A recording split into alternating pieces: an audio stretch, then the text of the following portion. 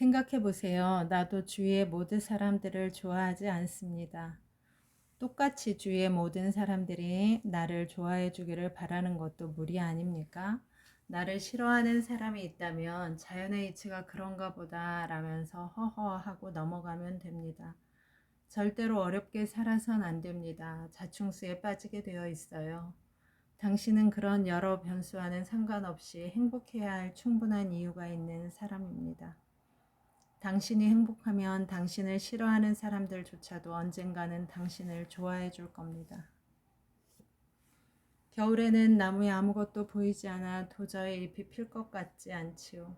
그러나 몇 달 지나 봄이 오면 잎과 꽃이 핍니다. 가을에는 열매가 맺힙니다. 침묵 속에서 새싹이 피어나고 꽃이 만개하고 열매가 달리는 모습을 보게 됩니다. 그것이 바로 희망이지요. 인생에는 빛나는 순간만 있지 않습니다. 그럼에도 영혼의 어두운 밤을 통과할 때 새벽으로 가는 길이 열립니다. 그는 국가가 매일 1시간씩 학생들이 아무것도 하지 않고 노는 시간을 갖도록 강제적 조항을 만들었으면 좋겠다며 웃었다. 그 시간에 자연과 사람, 특히 엄마와 놀아야 한다고 했다. 인간에게는 놀이를 가르쳐야 합니다. 잘 놀게 해야 합니다. 아이들로 하여금 자연과 사람, 특히 엄마와 놀게 해야 합니다. 어머니는 그 무엇과도 비견될 수 없는 위대한 이미지가 있습니다. 그 어머니와 아이들이 놀아야 합니다. 우리나라 아이들은 어머니와 노는 법을 잊어버렸습니다. 어머니는 엄마 얘기를 포기했습니다. 아이들을 학원에 다 맡겨버렸습니다. 어머니 입에서 하루 종일 무슨 말이 나오고 있습니까? 모든 것을 공부와 점수로 따지니 아이들이 온전한 인간이 되겠어요? 점수벌레가 되는 것이지요. 김 시인은 어린 시절부터 신나게 놀았다고 한다. 놀이는 바로 공부였다. 올바로 바로 보기 위해서는 놀아야 한다는 것이 그의 지론이다. 저는 언제나 나만큼 행복하고 잘 산 사람이 없다고 생각했습니다. 생각은 자유니까요. 저는 어린 시절부터 제가 하고 싶은 것을 하면서 살았습니다. 제 소원대로 오랜 기간 동안 아이들과 자연 속에 있었습니다. 교육은 나를 가르치는 것입니다. 그 시기에 나는 나를 가르쳤습니다. 어린이들 역시 나를 가르쳤습니다. 아이들은 언제나 새로운 눈으로 사물을 봅니다. 어린이 눈에는 신비함이 있습니다. 그것을 배웠습니다. 행복했지요. 저도 또 농사를 짓고 살았습니다. 자연과 생태, 순환의 논리를 제대로 지키고 살았지요. 제 삶을 행복하다고 말하는 중요한 요인 가운데 하나가 저는 문학과 예술을 사랑했다는 점입니다. 문학과 예술은 우리가 살고 있는 세계를 자세히 보는 눈을 길러줍니다.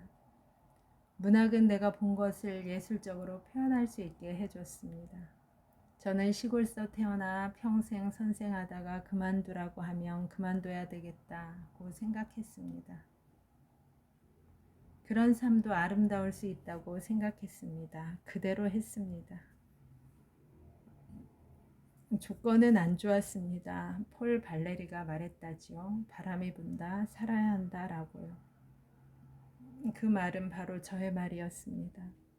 인생은 고난의 연속이었습니다. 내 꿈은 단순했습니다. 이제 그 꿈이 모두 이루어졌습니다.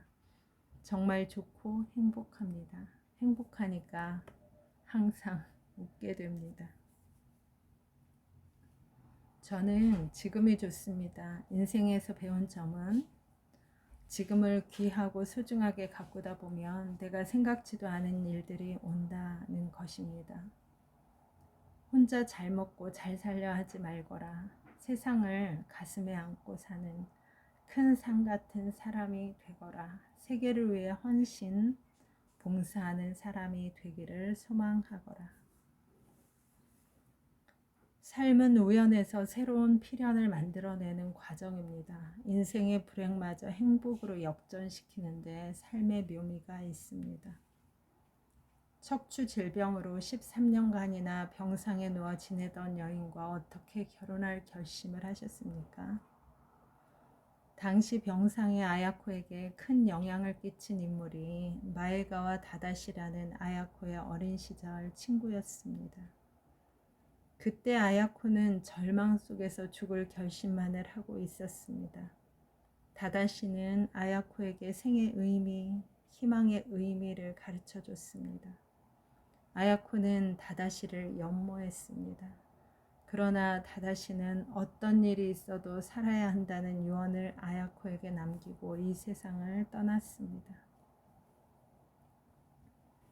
저는 다다시가 죽은 지 1년 후에 아야코의 병상을 방문했습니다. 제가 처음 병실에 갔을 때 아야코는 숨이 멎을 정도로 전율했다고 합니다.